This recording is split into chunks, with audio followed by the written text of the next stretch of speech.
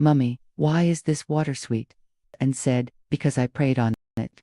The truth was, it was just sugar water. There were nights I stayed up staring at the ceiling, wondering if I had made the wrong decision by keeping. Maybe, just maybe, I had given up too much, my youth, my dreams, my body. Time they wrapped their little arms around me and whispered, "I love you, Mummy." The doubts faded.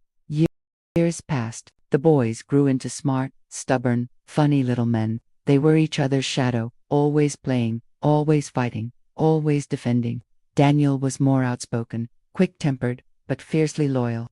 Emmanuel was quieter, more thoughtful, always watching, always thinking. One night, when they were about 10 years old, we were sitting and Daniel asked, "Mummy, do we have a daddy?" I froze that it was like time stopped for a second. The yam piece I had been chewing suddenly felt like stone in my mouth. Paused, eyes wide for 2 years. Even when they had to read with candlelight. There was a time I felt terribly ill. Malaria and typhoid hit me hard. I was unconscious for a day. I woke up to find them beside me, fanning me with pieces of cardboard. Dead from crying. "Emmanuel, Mummy, please don't die." I didn't. I couldn't. I had to live for them. Secondary school came, and they both got scholarships from a local NGO. They studied hard. Too hard, sometimes. They would stay up till 2 a.m., studying with torchlight. I watched them grow into young men, strong, full of dreams. One Sunday afternoon, when they were 20, something strange happened. Emmanuel came home with a smile I hadn't seen years. "Mummy," he said, "you won't believe it." I hadn't seen years. "Mummy," he said, "you won't believe it." He told me about a man he met at a tech conference. The man was impressed by his presentation on digital logistics and offered him a job with a salary I had never even imagined. Before I could fully grasp it, he added, "I told him I had a twin brother. Offer is open to both of us." I sunned as they hugged me. I cried again, but this time, it was pain. It was joy. It was that quiet voice of God saying, "I never left you." They started working, planning. They never let me lift a finger again. One day, they came home with bags of groceries, and Daniel said, "Mummy, this house is too small. We're going to move." A month later, we moved into a 3-bedroom apartment. For the first time in my life, I had a real bed, not a mat or foam. They even bought me a fridge. I kept opening and closing it, stare at the TV they bought, and laughed like a child. All the things I used to pray for, they were giving me. Every morning, I would kneel beside my bed and say, "Thank you, Jesus." Over. But just when I thought the story was complete, life had more chapters to offer. I didn't know that somewhere watching. He had no idea who they had become. Not yet. People say life has a way of coming full circle. I never fully understood that until I watched my sons rise from nothing to something. No something would be too small a word. They rose into men the world couldn't ignore. They carried my name, my sacrifice, and my prayers into every room they entered. And with every step they took forward, they dragged me out of the pit I once cried in. After Emmanuel got the contract job and brought Daniel in, everything changed. They worked like men on fire morning till night. No breaks, no excuses. Some nights they would come home so tired they'd fall asleep on the floor with their laptops still open, faces lit up by code and spreadsheets. And yet, every single morning, they kissed my forehead and said, "Good morning, Mummy." They used their first paycheck to surprise me. They showed up one day with a beautiful wrapper, a new pair of shoes, and an envelope. I opened it and my hands started shaking. It was filled with crisp 1,000 naira notes. I covered my mouth and burst into tears. Daniel grinned. "That's just the beginning, Mummy. We owe you the world." I didn't know how to feel. For so long, I had lived with lack, with the mindset of scarcity. It felt like if I celebrated too hard, everything would disappear again. But it didn't. The blessings kept multiplying. They started working with international clients, building apps, creating systems, managing logistics for companies across Africa. They never let and ate amala together. No matter how fancy their jobs got, they always came home to me. And investing real estate, tech startups, even a delivery started appearing in articles, blogs, interviews. People who once ignored me in church now greeted me with 2 hands and called me Mummy Twins. I would just smile and say, Nah, God do Then one evening, they told me they wanted to build a house. Not for us, Emmanuel said. For you. I laughed like they were joking. They weren't. They took me to a piece of land on the outskirts of Lekki. This is yours, Mummy. From the ground up, we're building it with our hands for you. I stood there, on that empty land, the wind blowing through my wrapper, and cried like every week. They took me there to see the progress. A fence, then the structure, then the tiles, then the furniture. Walked in, and the kitchen smelled like fish paint. A framed photo of me and the twins sat on the dining. I had never imagined this kind of life. Then came the day that changed. Emmanuel walked in. His face didn't carry its usual glow. Said slowly, "We need to talk." What happened? He sat down beside me. Femi. The name hit me like a forgotten wound being touched again. I hadn't said it in years. "Yes," I whispered. "He's been trying us." I blinked. How? Will walked in at that moment and sat on my other side. Apparently, he found out who we are. He wants to talk to us. I laughed, not from humor, but from disbelief. All these years, Emmanuel nodded. His wife can't have children. Now he wants to reconnect with us. I looked at both of them, searching their faces for anger, confusion, or maybe compassion, but their expressions were unreadable. "Do you want to see him?" I asked. They shook their heads in unison. "Not without you," Daniel said. "And honestly, we're not even sure we want to at all." I sighed deeply. "I'm not angry at him anymore. Not really. But that doesn't mean you owe him anything." They nodded. We didn't speak of it for a while, but he didn't stop trying. He sent emails, messages, even showed up at a business event where the twins were speaking. Security had to escort him out. The boys made one thing clear: they were not going to give him the chance to hurt me again. They protected me like soldiers, and I'll never forget, said the day we finalized my relocation to the UK. "We're not running from him, Mummy. We're running toward your peace." And just like that, a woman who once sold akara at bus stops was flying across the ocean, first class. I couldn't believe it when the plane lifted. I looked out of the window and whispered a quiet prayer. "God, I see you." London was cold, but the welcome was warm. They had rented a beautiful home for me, big windows, floral wallpapers, soft couches. I felt like I was living someone else's life. I would walk to the park in the morning, sip hot chocolate at cafes, and even joined a local women's group. That's where I met him, David, a retired nurse, Nigerian born, gentle-eyed, widowed for 10 years. He was kind in a way I had never known. We talked for weeks. Then we walked. Then we laughed. And one day, he said, "I know you've been through a lot. I'm not here to fix you. Just to remind you that you're worthy of being loved." I didn't answer. I just held his hand. At 60, I was learning how to smile without pain. How to love without fear. Back home, my son's empire kept growing. They started a foundation in my name, helping single mothers and orphans. They got married, each 2 strong, brilliant women. And when they had their own children, they called me first. "Mummy," Emmanuel said through the phone, tears in his voice. "It's a girl." Daniel followed a year later. "Mummy, meet your grandson." Sometimes, in the quiet of my new home, I would sit and think about the girl I once was.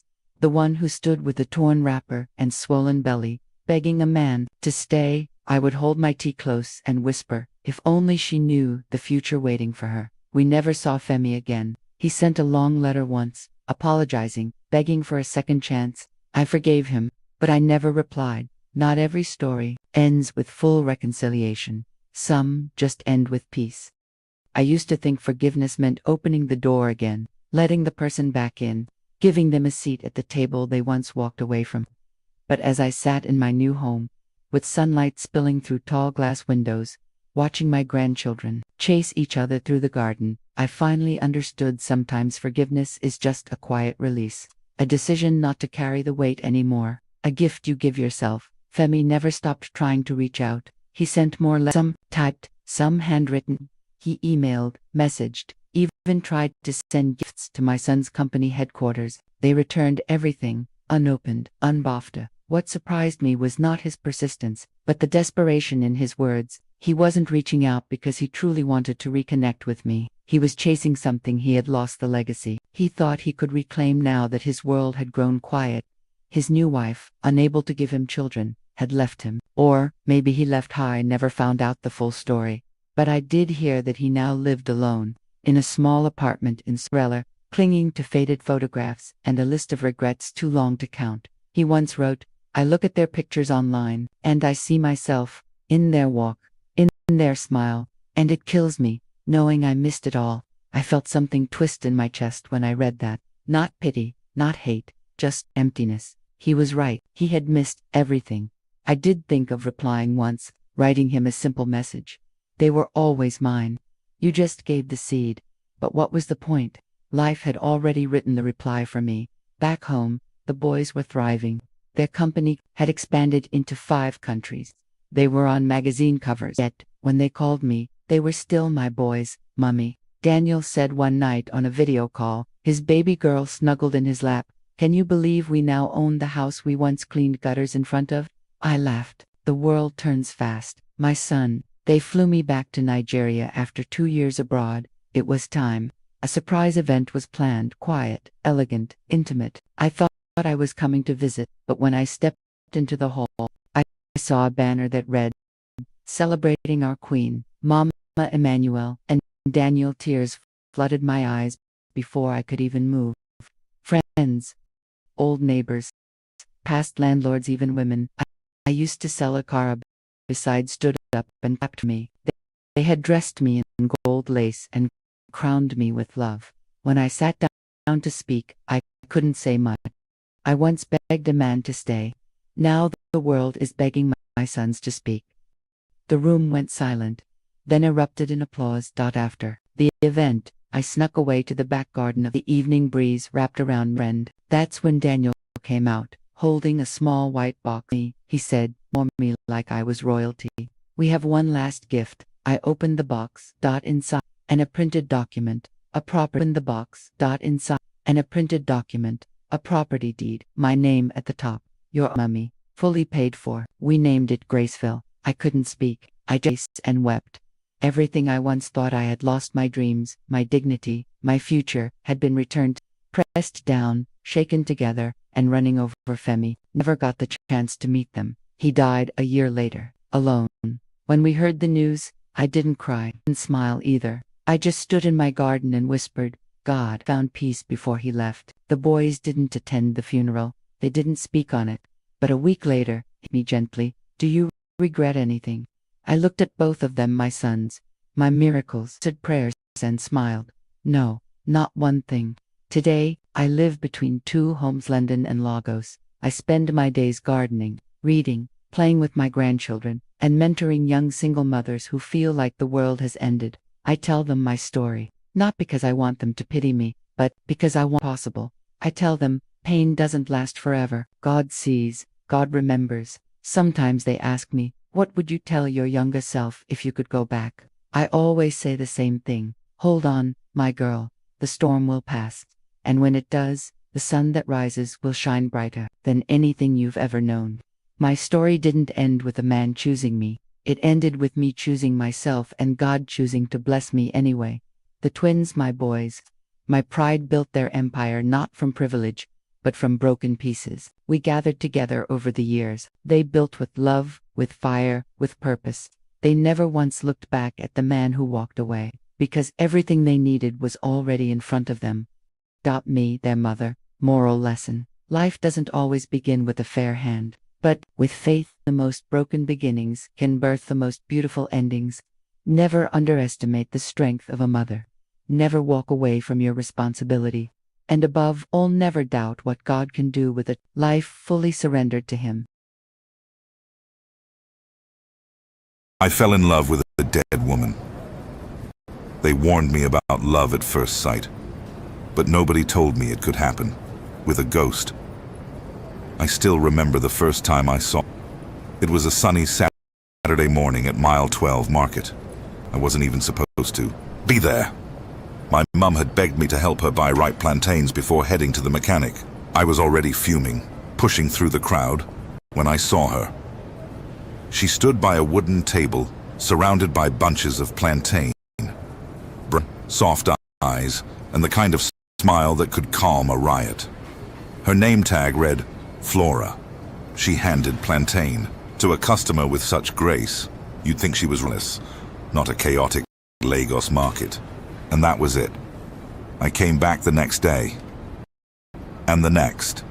Pretending to forget things, onions, pepper, even anything to see her again. But Flora wasn't easy. She turned me down 5 times, politely, calmly, almost like she'd seen it all before. "Ready," she once said. "Your heart is still noisy." What did that even mean? I didn't care. I persisted, helped her sell, even shielded her from market touts. And slowly, something shifted. One day she asked, "Why do you keep coming back?" And I told her the place feel like peace. That was the day she agreed to go on a walk with me. We didn't call it a date, but it felt like one. She told me she lived with her aunt in Alapere, loved folk music and was scared of thunder. She never had a phone, said it was a distraction. I found it odd, but charming, like everything about her. Days turned into weeks, weeks into months.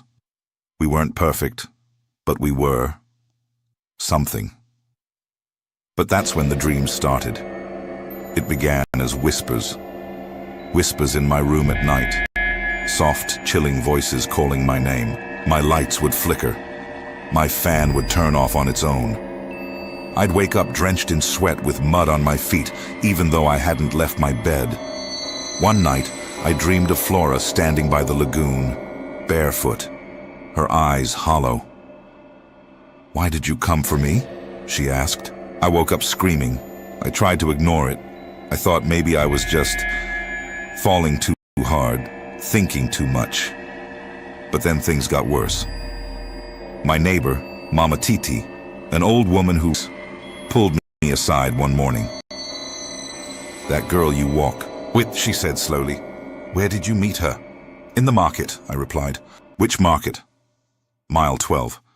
She just shook her head and whispered, "Ah, she's back again." That same day I returned to the market. Flora's plantain table was there, full, fresh, untouched. But Flora wasn't. I asked around. No one had seen her. Some traders even swore they never saw anyone at that stall. One man said, "Bros, nobody they sell for there since that girl died last year." I froze. "What girl?" He looked at me strangely. "One girl like that, quiet, always selling alone. Dem say she fall for inside canal one night during rain. Her body no even complete when dem find am." My stomach dropped. "No," I whispered. "That's not possible."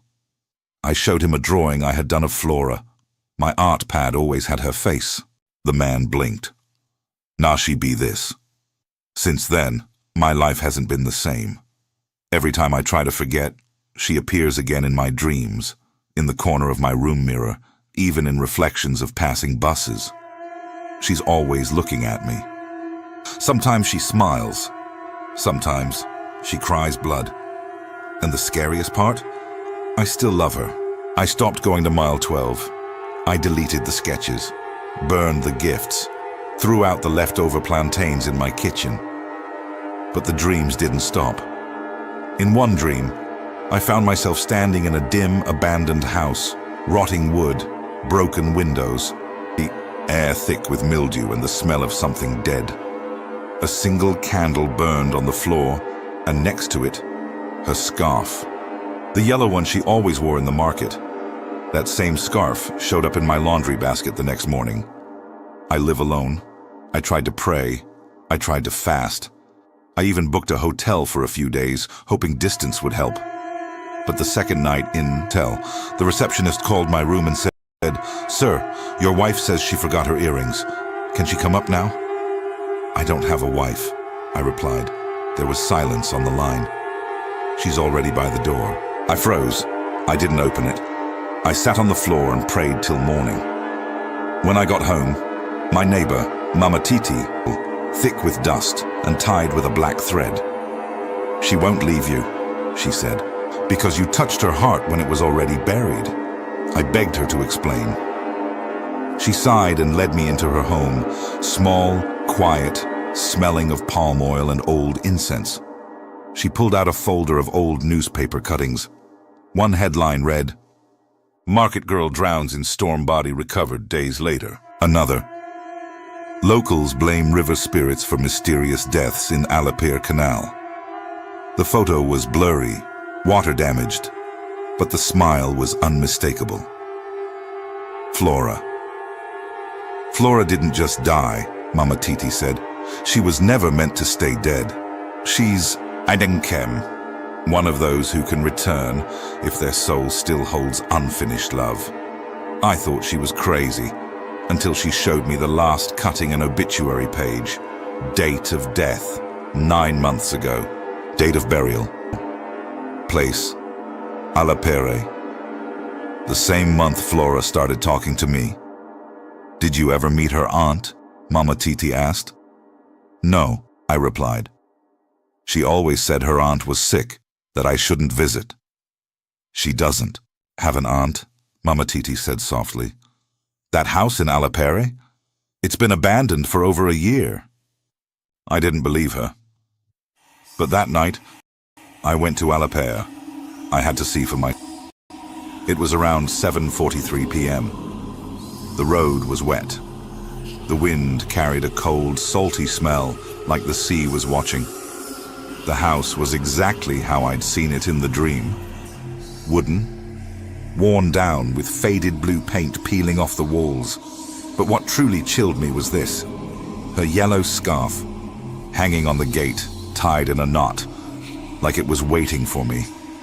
I pushed the gate open. It screamed like a warning.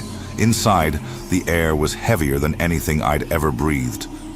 There were no signs of life, no dishes, no curtains, no furniture, just a single stool in the middle of the sitting room, and a picture frame leaning against the wall. I picked it up. It heard it. Her voice, soft, echoing. "You came." My heart nearly stopped. I turned. She was standing at the top of the staircase, barefoot, dressed in white, her hair soaked like she had just come out of water. "I knew," she said again. "Because you promised." My legs wouldn't move. "Do you still love me?" she asked. My lips opened, but no words came out, because her eyes were bleeding. I wanted to run, but my legs refused. She was standing at the top of the stairs, pale, glowing softly like moonlight on water. Her hair dripped, leaving a dark trail on the dusty steps. Her white gown clung to her, soaked as if she had just climbed out of a river. "Do you still love me?" she asked again. Her voice didn't echo anymore. It was clearer now, closer. I took one shaky step backward, and the floor beneath me creaked like it might collapse. She tilted her head, smiling gently, like the old Flora I knew. Then something changed. Her smile trembled, her lips split, and blood poured out, not from her mouth, from her eyes, from her ears, even from her fingertips. I gasped. What are you?" She stepped down the stairs, each foot making no sound. "You said you'd never leave me," she whispered. "You said I was the only one." The lights in the house flickered. My phone buzzed in my pocket. I grabbed it like it was a weapon, a missed call from unknown. Then a message popped up on the screen. "If you leave, she will follow. If you stay, you belong to her." I dropped the phone. Flora was now standing just a few feet from me. Her skin looked cracked porcelain with water dripping from the seams. Her eyes weren't eyes anymore. They were two dark pits, swirling with tiny screams I could almost hear. "I loved you," she said. "I still do. That's why I came back." I was shaking, sweating, crying all at once. "You're not real," I muttered. "You're not supposed to be here." She leaned forward, whispering, "I'm not the only one who came back." 2 nights ago, while I slept, my window slowly opened on its own. A pale figure, eyes missing, face smiling, entered and stood over my bed. She wasn't alone. There were others, shadows, shapes, spirits with human faces, some with no face at all, watching me, waiting. Back to present. "I never wanted to hurt you," Flora said, "but they won't let me go unless I bring someone with me." My blood ran cold. I realized something then. It was never about love. It was a trade. She didn't just come back to see me. She came back to replace herself. That's when I saw the red thread tied to her wrist, leading all the way into the floor. "What is that?" I asked. She looked down, smiled sadly. "It's the promise, the blood oath." Suddenly the walls began to shake. Voices, dozens, hundreds, crying, screaming, chanting in a language I couldn't understand. Flora stepped forward, her feet no longer touching the floor. "You said your heart was mine," she said. "And now, it is." The candle in the corner of the room goes out by itself. Darkness swallows everything. A single whisper cuts through the silence. "Stay." I don't remember how I got out of that house. 1 minute, the room was dark, filled with...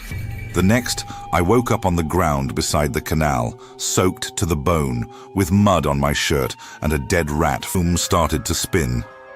He handed me a white chalk and a bottle. It was my mirror. But the reflection was wrong. In the mirror, the room was still. But I wasn't in it. Flora was. She stood exact where I hand. So did I, but I wasn't controlling it. The mirror was. And then, she spoke. Not with her mouth, but from inside the glass. "This was never about love, baby. It was about returning home. And now, you're the door." The lights flickered. Then suddenly, everything flipped. I wasn't in my room anymore. I was inside the mirror. The air was thick like smoke, but tasteless. The colors were faded. My voice echoed before I could even speak. And outside the window, the world was frozen, like time had stopped. I tried to shout, but no sound came out. Then I saw them. Others, men, women, some familiar, some strangers. All of them staring into mirrors from the other side. All of them screaming silently, trapped. Flora stood in front of me now. Her hair floated like she was underwater. Her arms opened. "You made a promise," she said. I remembered. It was the 3rd week we were dating. She had asked, "Would you die for me?" I had laughed and said, "Of course." Now she was collecting. Back in the real world, my body stood still, eyes blank. Flora's spirit wore me like a jacket, smiling with my face, blinking with my eyes. She stepped over the chalk line like it didn't exist, picked up my Bible, closed it, then whispered to the air, "Your heart is mine now." In the mirror dimension, I look out from behind the glass, banging, shouting, unseen. On the other side, I, no longer me, is preparing plantains on the kitchen counter. Humming, a narrow crack of light opened before me, a final chance to escape the mirror world. But the voices around me were screaming louder now. The trapped souls clawed at the walls. And behind me, Flora stood quietly, watching. Not angry, not violent, just heartbroken. "Leave if you must," she whispered. "But remember, love makes us demand blood." I looked back one last time. I saw her for who she really was. A girl who had died too soon. A soul twisted by loneliness. A spirit who didn't want revenge, she wanted to be remembered. But I couldn't stay, because if I did, my mother would take my place, and she had nothing to do with any of this. I ran. I ran toward the mirror with everything inside me. The moment I touched the crack, I felt something tear, like my soul was splitting from itself. I screamed as I passed through the bleeding frame, and then the church 3:07 AMI landed hard. The church was dark, lit only by candlelight. The pastor and Mama Titi stood over me, both praying loudly, pouring oil on my chest, shouting scriptures. I couldn't speak. My eyes were open, but I saw nothing. My mouth moved, but the voice that came out wasn't mine. He made a promise. She holds it still. My body convulsed. Blood poured from my nose. The pastor slammed a hand on my forehead and shouted, "Every spirit holding this boy, I break. Your covenant!" Suddenly my mouth opened and I let out a sound that wasn't human. A shriek, a wail, something that shook the entire church. The candles blew out, and then silence. 3 days later, I woke up in a white room, weak, dizzy, free. Mama Titi sat by the bed, holding my hand. "She's gone," she whispered, but not without a fight. 1 month later, deliverance retreat. I spent 14 days on a mountain, praying, fasting, vomiting out black threads, seeing visions of Flora every time I closed my eyes. But by the end, the thread around my wrist turned to ash, and I knew the bond was finally broken. Now I avoid mirrors at night.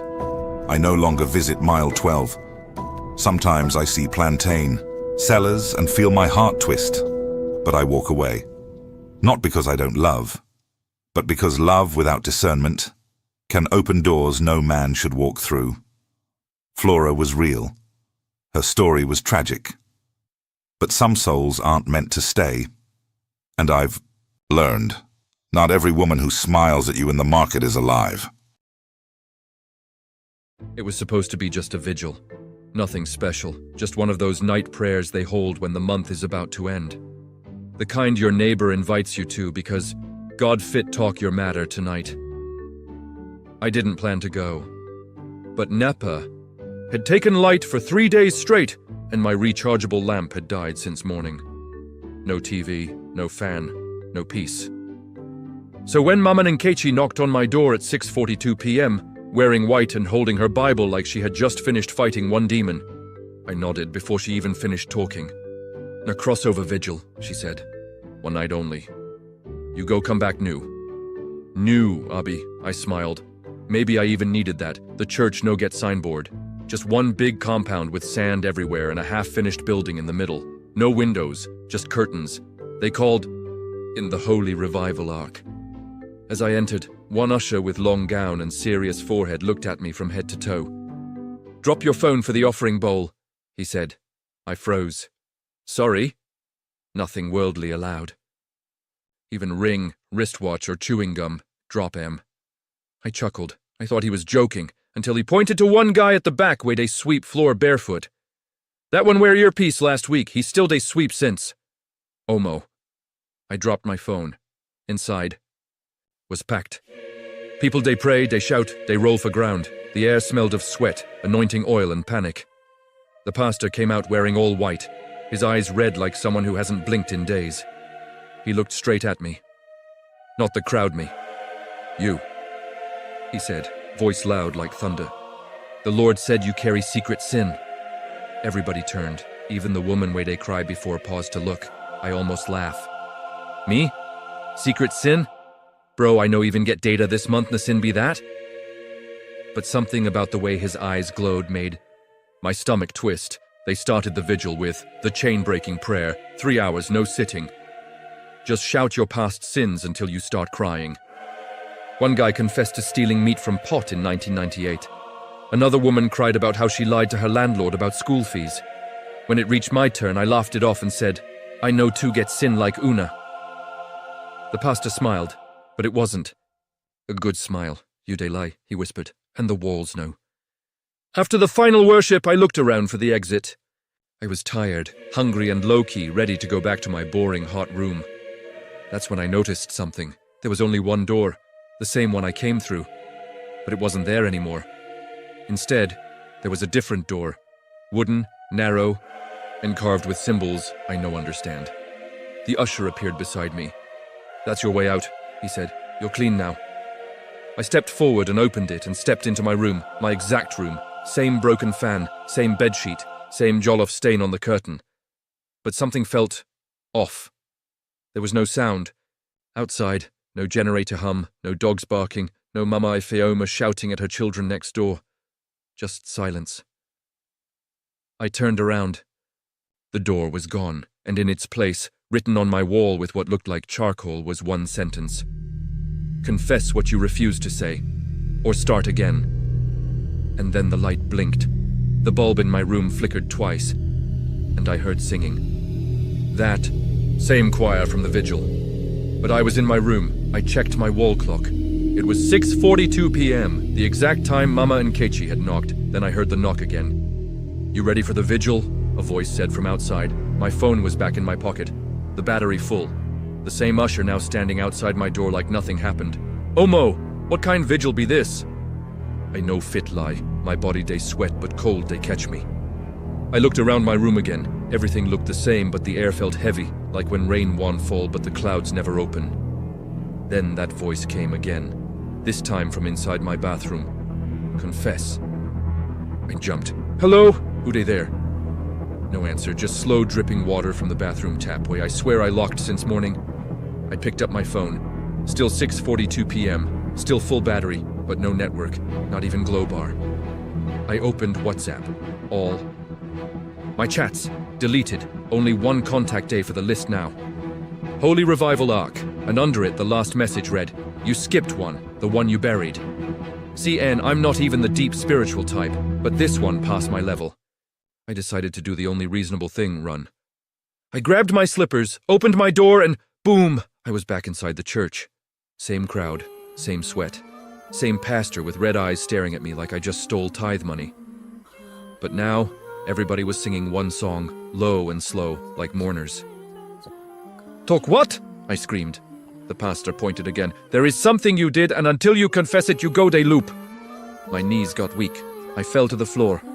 But I no even remember anything. I shouted. The usher from before walked, close and whispered. Then think well, brother. Sin no day forget face. They dragged me to the front. One spotlight hit me like theater. Everybody else faded into shadows. I could only see the pastor, the mic, and one empty chair in the middle of the altar. They told me to sit. Then, one after the other, people from my past started walking in. First was Amaka. She sat beside me, looking just like the last day I saw her. Tears in her eyes. You never told anyone what you did, she said. I gasped. Amaka, but you moved abroad. You're not even... She vanished. Then came Kunle, my old neighbor, the one that got arrested for stealing, but it wasn't him. You framed me, he whispered. My chest tightened. I did, but I wasn't. Then the mirror cracked. Not shattered, just cracked in a perfect circle.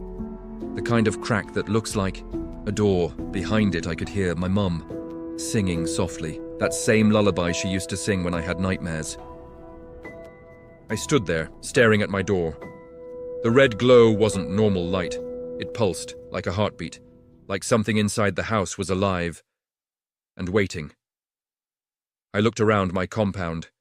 Neighbors' houses looked the same, but somehow older, faded.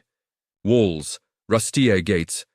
Even the mango tree beside my fence looked dried up. I knocked on my own door. Knock, knock. Silence. I turned the handle and entered. The room was pitch dark. Then the bulb came on without NEPA. My heart started to pound, because sitting on my bed was me, but not me now. Younger me, secondary school me. The one with skinny neck and oversized house shirt and a bloodied envelope in the other. Sit down, he said, without looking up. I couldn't move. He looked at me with tears in his eyes. You remember what happened that night after fellowship, with Mummy Doyen's phone? My chest tightened. No, not that. Not that memory. I told you not to lie, younger me said. But you did, and now, the lie has grown wings. The mirror on the wall cracked. Again. This time, instead of a reflection, I saw scenes like a film. Me, age 16, alone in the church office, finding that phone, opening things I shouldn't have opened, forwarding things I shouldn't have forwarded, caused one woman to lose her marriage. Are you ready now? I rushed to the window. This time it wasn't Mama and Kechi, it was my father. But he died 2 years ago. He was wearing the same white clothes from his burial photo. He didn't smile, he just stared. Or the door never closes. Then the wall peeled open. Yes, peeled. Like paper. Behind. It was that same church again, same curtain, same floor, but this time, empty, no members, no pastor. Just rows of old wooden chairs and one big black Bible in the center, open on the pulpit. The wind blew through, but no windows moved. I stepped forward. I had no phone, no slippers, no idea if I was awake or dreaming. But I knew one thing. I had to finish this vigil, even if it killed me. As I touched the Bible, it closed itself, and behind me the door slammed shut. One candle lit up on its own, and a voice whispered, soft but close, "Welcome back. Confession begins now." The candle flickered, then another lit up, and another, until the whole church was glowing with orange flames, but the kind that don't burn. Just watch. Yes. The candles were watching me. Their flames tilted any time I moved, like eyes following my every step. Then the Bible opened itself again. Pages fluttered like it was being blown by a breeze that only it could feel. It stopped on one page. Blank. No chapter. No verse. Just my full name written in red ink. Ifeanyi C. Oathbreaker. My chest tightened. Oathbreaker? Me? When? And that's when I heard my voice. But from the altar. I turned. There I was again, but this time in full white. Face blank. Eyes glowing. I spoke, but not with my mouth. The altar version of me raised his hand, and a loud voice echoed through the church. "You vowed," under breath, with tears, "and still you broke it." Suddenly I remembered age 17, after my mother was sick. I'd prayed and cried and shouted into the night, "God, if you heal her, I swear I go serve you forever. No lies, no games, just you." And he did, but I didn't. The moment she got better, I ghosted church, started clubbing, ran small Yahoo format, told myself it was just survival. That night, I forgot the vow, but the ark didn't. "You'd carry too many broken promises," the altar version of me said, not falling, not shaking, just shifting. The benches arranged themselves into a circle around me. In the air, faces began to appear. Some I knew, some I didn't. All of them looked disappointed. All of them whispered, "Say the truth. Own it. Finish what you started."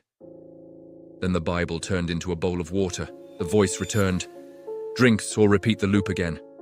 I reached for the bowl. My hands were shaking like NEPA voltage.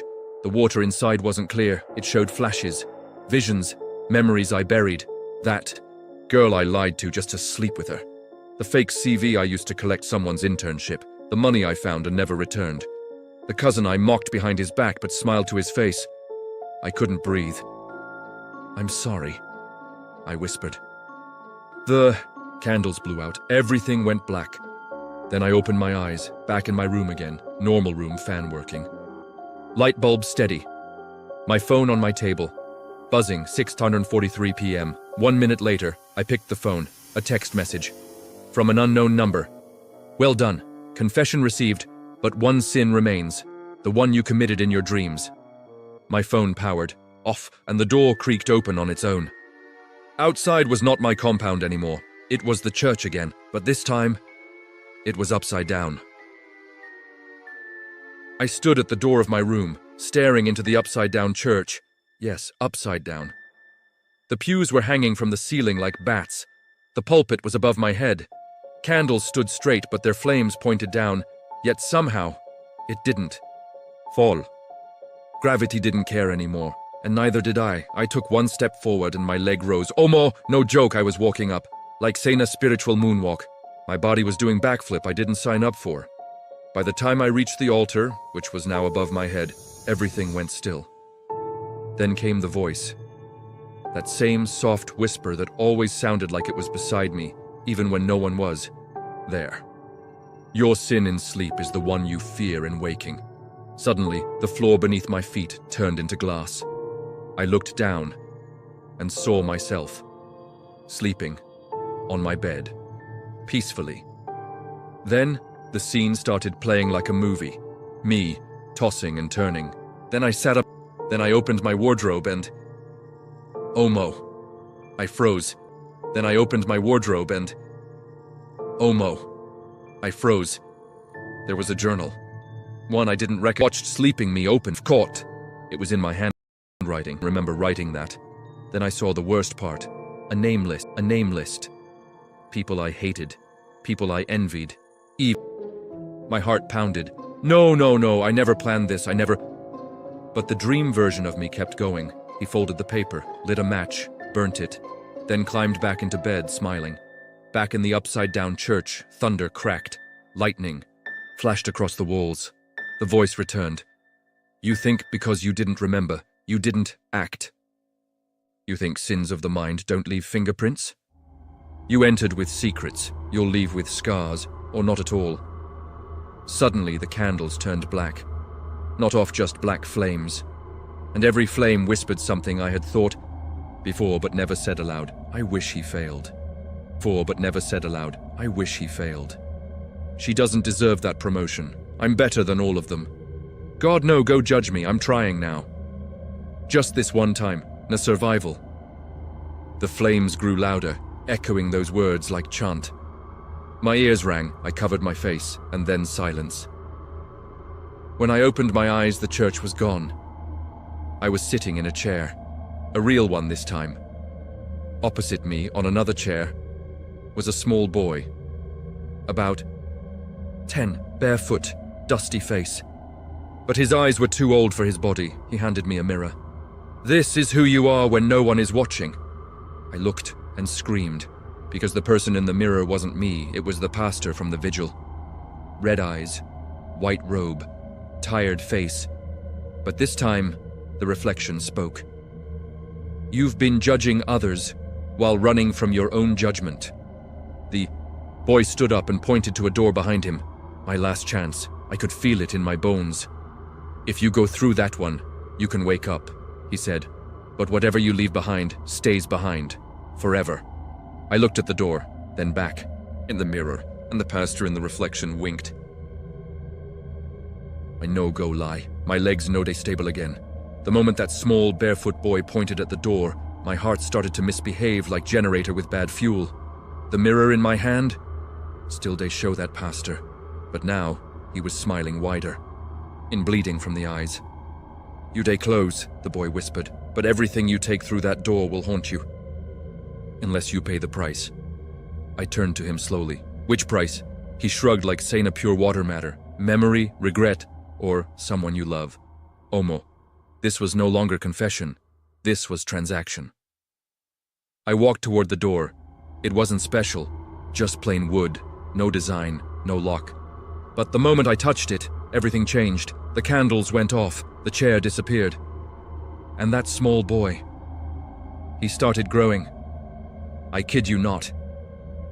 In front of my eyes, the boy began to stretch, his arms, his legs, his neck. He grew taller, older, darker, until he was towering over me, face hidden in shadow. When he spoke again, his voice was no longer a whisper. Confession earns entry. Sacrifice opens the door. Then he stepped back into the dark and vanished. I turned the handle.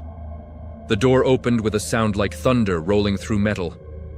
And what I saw inside, Omo na room. My room. Again, but this time everything was reversed. The bed was on the ceiling, my clothes folded backward, my wall clock moving anti-clockwise. The calendar, still today's date, but 2014. I stepped inside. Boom. My old school uniform. Stained. White shirt. Loose khaki trousers. My phone rang. I looked down. BlackBerry Curve 3. That same one-way I used to borrow airtime like oxygen. I picked. The voice on the other end was mine. This is your last chance. If you fix what you did in 2014, you'll wake up clean. If not, the Ark will claim your memory forever. I dropped the phone, and the room began to melt. Yes, melt. Walls dripping like hot wax. Floor turning to water. Bed slowly burning, but in reverse. The flames were freezing everything. Then I heard footsteps outside my window. Knock, knock, knock. Bros, you day ready for vigil? It was Mama Nkechi's voice. Again. 4:42 p.m. The end. Loop was closing in. I ran to the door, grabbed the handle, and screamed, I confess everything. I lied, I stole, I hurt people and never looked back. I judged, I forgot God even after. Suddenly everything stopped. Silence. I was standing in a white room, completely empty. No candles, no clock, just one mirror on the wall. I walked up to it, and for the first time, I saw myself. Just me. Tired. Wounded. But real. Then, behind me, a door creaked open. I turned. Bright light. Voices singing softly. I took a step forward, and as I crossed the threshold, the moment I stepped through that final door, the lightly revival arc. This one was different. The air smelled clean. There were no sweat-stained benches, no screaming ushers, no red-eyed pastor.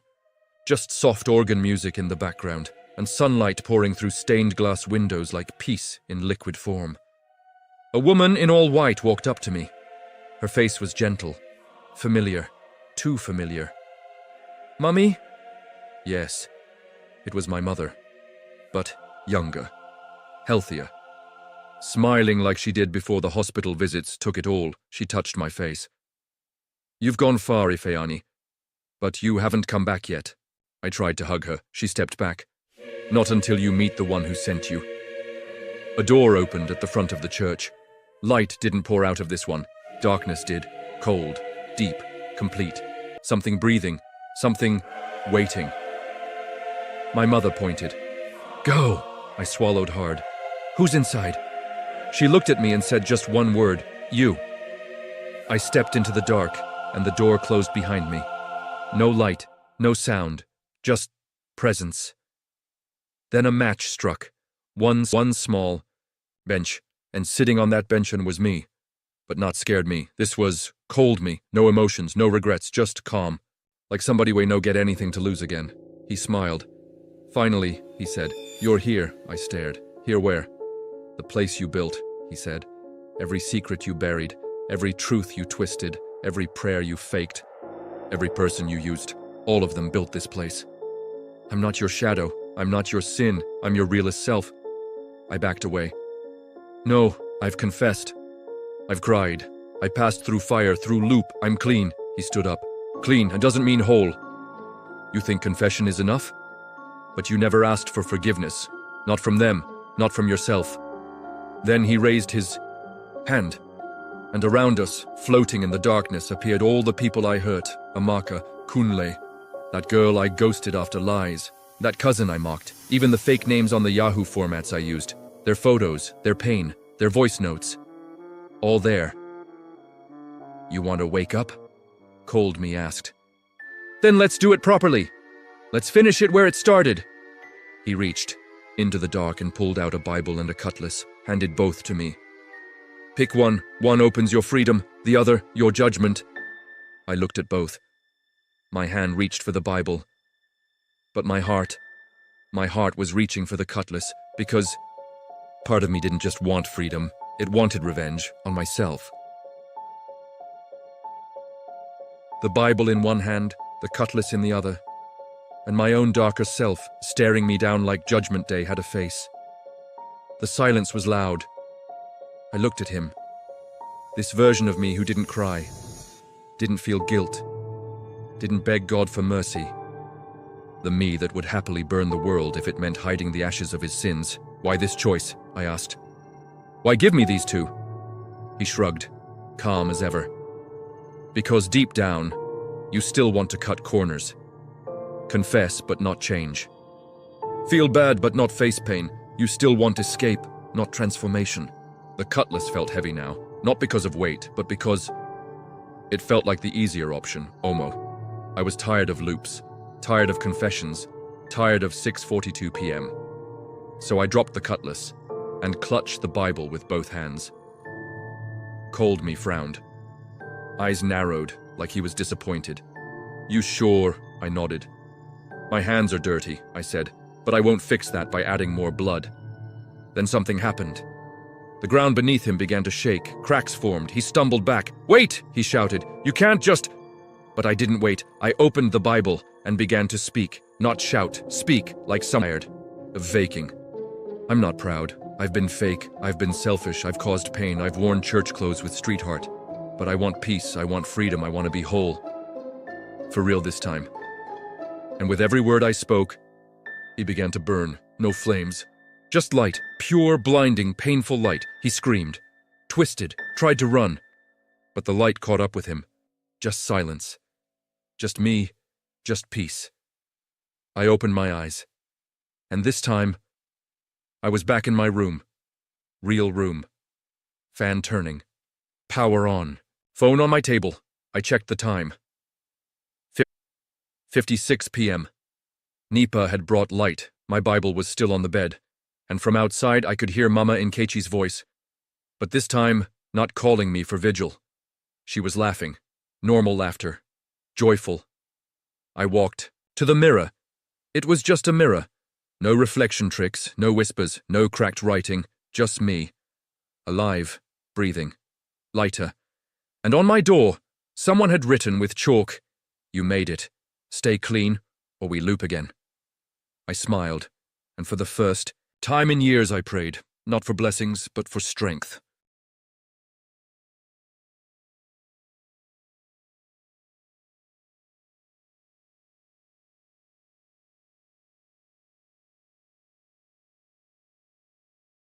When I saw both of them standing in my room, one holding birthday cake, the other holding cane, I knew my life was over. It is my birthday funeral rehearsal. My name is Kola. And until this incident, I was enjoying life like small chops at a wedding. Sweet, messy, and scattered. I had a full package girlfriend on the island. Bisola, banker. Clean accent. Smooth skin. The type that says, "Let's do brunch," and orders avocado toast like she knows what avocado really is. Then I go, "Scatter your destiny." So of course I lied to both of them. To Bisola, I'm always working late. To Cynthia, "Island girls no fit understand me, now you be my peace." Na so I dey balance sin with sweet mouth until that cursed Thursday. That morning I got 2 texts. Bisola, "Baby, make sure you're home by 7 p.m. today. I have a surprise for you. You'll love it." I smiled like a thief who just saw free meat until I saw Cynthia's message.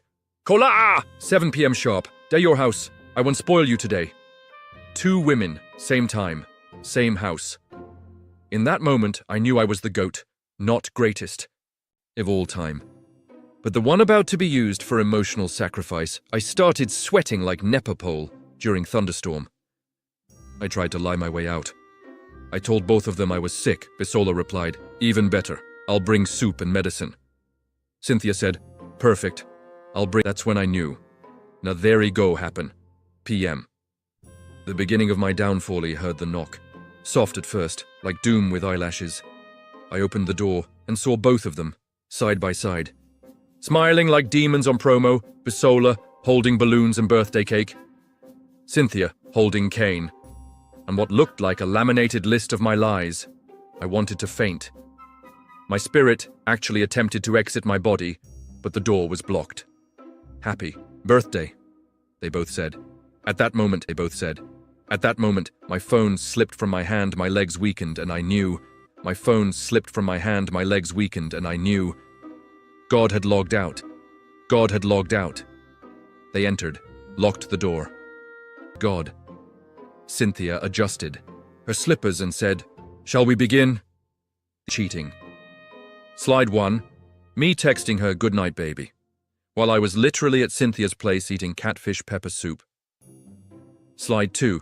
Screenshot of me calling them both my piece on the same day. Slide 3. My famous line, "I've never felt this way about anyone before." Apparently, I had told both of them that. And one other babe on Twitter. Cynthia raised her cane like Moses parting the Red Sea. I tried to run. She stretched and locked the door with one foot like an FBI agent in slippers. My TV blinked. "Even Nepa refused to save me, I begged." They smiled. Then it began. Cynthia didn't waste time. She pointed the cane at me like she was doing roll call in a primary school. "This one is for the lie you told me on Valentine's Day, that your uncle died. Meanwhile, you were in Bisola's hotel eating prawn, my fried rice. Wayne!" The cane kissed my back. My scream echoed into the compound. Dogs barked. My neighbor knocked gently and whispered, Oga Cola. Should I call police or pastor? I screamed back. Call heaven! Bisola wasn't touching me. Oh no. Her weapon was emotional warfare.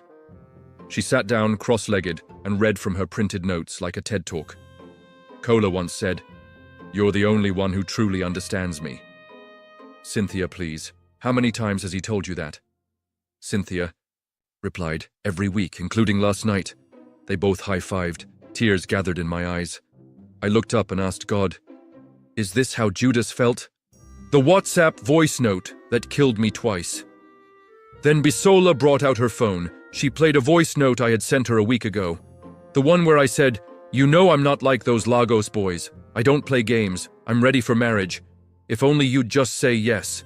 Then Cynthia, same voice crack for dramatic effect. Those jobless goats were outside with plastic chairs, watching. Somebody even brought popcorn. One woman shouted from outside, "Cynthia! Beat 'em well. Na him tell my niece say she no get wife material." Another man added, "Omo, make person stream this thing on Instagram live oh." I was now trending in my own compound. Then, Bisola stood up. That's when I knew the situation had gone from frying pan to cremation. She said, "I'm done. You're a fraud, a manipulated Yoruba demon." Then she walked to the table, carried her birthday cake, and smashed it on my head. Butter icing entered my eyes. The candles stabbed my forehead gently, like a reminder that I was born to suffer. Then she did the worst thing. She turned to Cynthia and said, "Let's go." This one's not even worth shouting again. And then the two of them, former enemies, left together, like besties, like sisters, like Avengers who just finished defeating Thanos, aka me. Now I'm here, sitting on my floor, cake in my hair, cane lines on my back, self-esteem, but that's not the worst part. You know what's worse? Now all my compound people are taking turns entering to console me, or laugh. One even said, "Cola, next time just marry Bible." I sat there, shirtless, with icing in my hair and emotional damage in my soul. Someone from Block C walked in and dropped a sachet of water beside me saying, "Oya, drink, brus, before you faint and become compound sacrifice." I couldn't talk. I just nodded like a baptized mosquito. As I stood up to clean myself, my phone rang. Caller ID. Baby G. Ah, Baby G, I forgot to mention her. Wait, who is Baby G? Baby G is Gloria. My third leg of the triangle, the one I kept off social media, off WhatsApp, strictly Snapchat and Telegram. Lagos babe with curves that can cause visa rejection. I only see her on weekdays, when Bisola is at work and Cynthia is busy frying catfish. That day. I hadn't seen her in 2 weeks. So why was she calling? Surprise. I dropped my phone. I screamed. I ran. Cell PM. Finale peeped through my window. Gloria was outside, looking like Valentine in human form, red dress, golden heels, cake box in one hand, iPhone on the other. I had two options: jump the fence like a criminal, face my destiny like a Yoruba movie character. I chose the third option: hide inside my wardrobe like Joseph in Potiphar's house. As I squeezed myself into that tiny space, I heard her voice. "Cola!" "I know you're in there. Come out. I saw Cynthia and one fine yellow girl leaving your house earlier. What's going on?" My heart started playing Zanku. I stayed quiet. But guess what? My stupid inhuman form decided to update her. Gloria, you're the third one today. Oh, the other two don't beat him well. Come, let me show you the cake. My life exits. She barged into my room, saw the broken cake, saw the balloons. Then she paused. Wait, was this supposed to be my surprise party too? She sat down. She didn't shout. She didn't cry. She just said, "Cola, come out. I won't beat you. I just want to talk." And you know what they say, a Nigerian woman says she won't beat you. You better start preparing your obituary. But then I heard something even scarier than her voice. Another knock. A deep voice said, "Police, open this door." My spirit almost left permanently. How do I explain that I wasn't dead, just hiding from 3 girlfriends, 1 cane, and a cake curse? "Police, open this door!" Inside that wardrobe, my breathing slowed. My soul started calculating bribe prices. Outside, Gloria screamed, "Officers, he's hiding! Inside this house like a criminal!" I heard the wooden door creak open.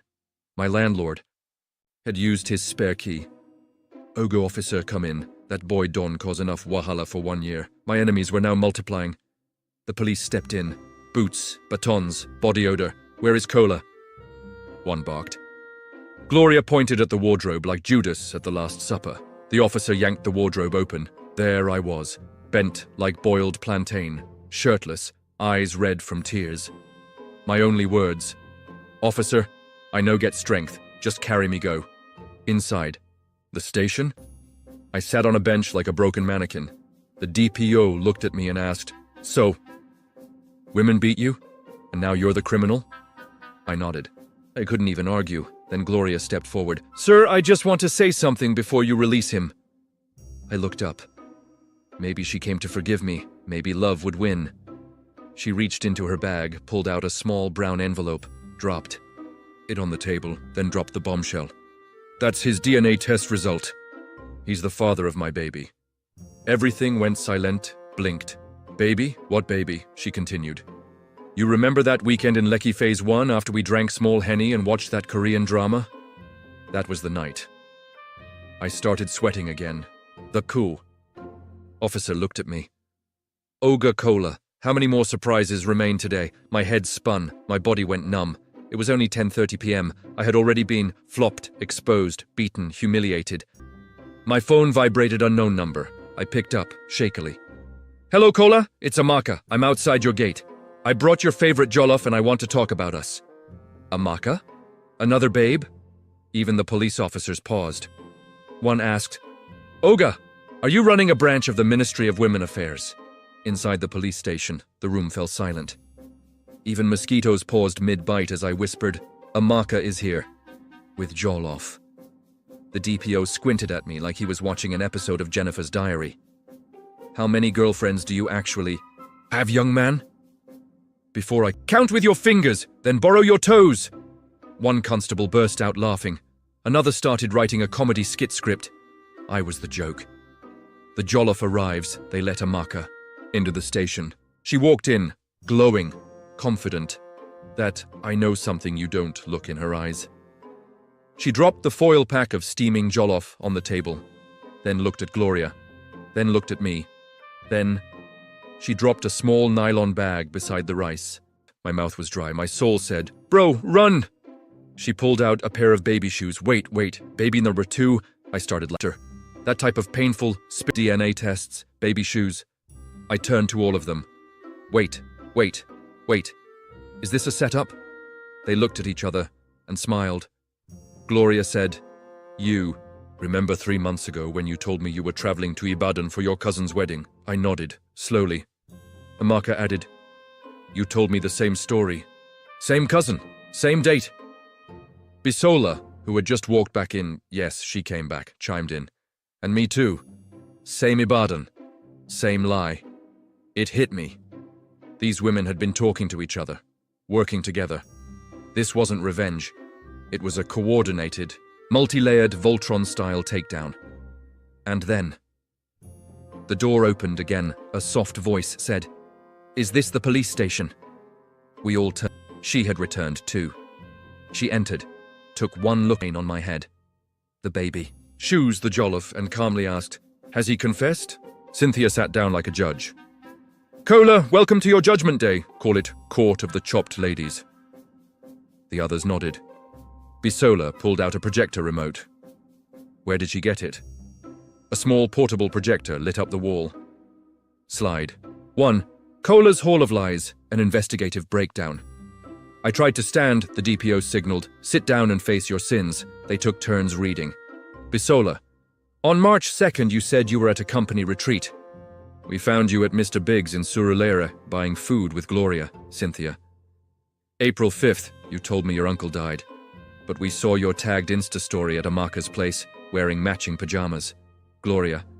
"While you were praying and fasting. For clarity, in Lekki, you were actually kissing Bisola on Snapchat." Amaka. "And those 2 babies you thought were yours. Yeah, they're not. We faked damage, Inc." I collapsed. Like a failed NEPA transformer, mentally, spiritually, maritally. I was finished. Cynthia leaned forward. We knew you were a player, but you disrespected all of us, equally. So we came together, not for drama, but for closure. Gloria stood. We're not here to destroy you. That would be too easy, Amaka added. We're here to teach you. A masterclass in heartbreak, taught by 4 professors. Then Bisola stood, walked over, and dropped a small wrapped box on my lap. Happy birthday, Kola. This is your real surprise. I opened it slowly, hoping maybe it was peace offering, or perfume, or at least chewing gum. It was a mirror with a note that read, "Look inside. That's the clown of the year." They all walked out together, hair swaying, faces glowing, laughing like they just left a spa. The police officers stood and clapped. Even the DPO saluted them. I sat there, with my cake-stained face, my lies exposed, my rice untouched, and my clown mirror in hand. The lesson: don't play with women who know Excel, screenshots, and each other. I now attend church regularly. I volunteer for ushering duty. I haven't said, "Hey, babe," to any woman in half a year. They call me Brother Cola. I call myself survivor of 4 babes and 1 cane. One time, a woman smiled at me during service. I ran to the pastor's office and asked for emergency deliverance. I still